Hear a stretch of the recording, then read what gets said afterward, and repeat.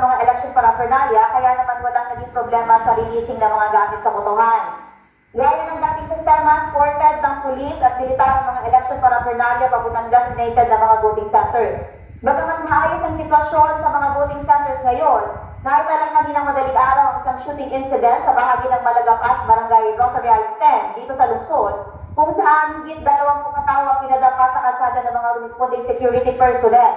Pagkali mga armadura ng kinamantala sa lokal na partido ng CF at UBJP ang nagpang-aabot at nagkaputukan sa parehong barangay pa rin ng RH10.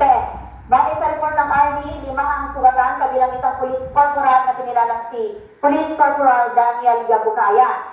Samantala, ang transit ng Maguindanao del Norte, Maguindanao del Sur at Cotabato City ay ilipat na sa loob ng headquarters ng 6ID. Yan, mula dito sa Cotabato City, Bati.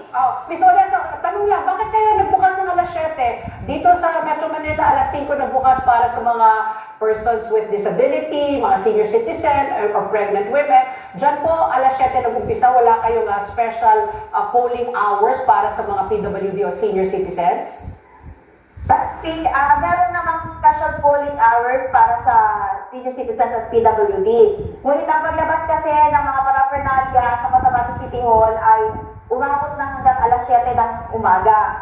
So yung mga senior citizen na nakapasok ay naka-standby lang din sila dahil wala pa namang gamit sa botohan.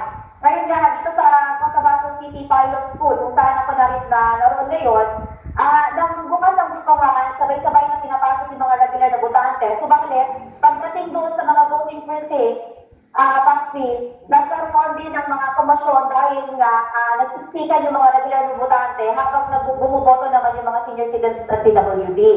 Kaya ang iba din naghahanapan pa ng mga pangalan nila.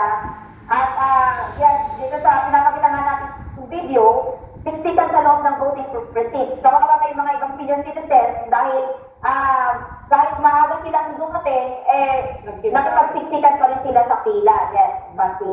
Okay, sana maging maayos at yun nga, nakakalungkot, mayroon pang shooting incident na nangyari kagabi. Maraming salamat, Miss Odessa, at babalikan ka namin mamaya kung may mga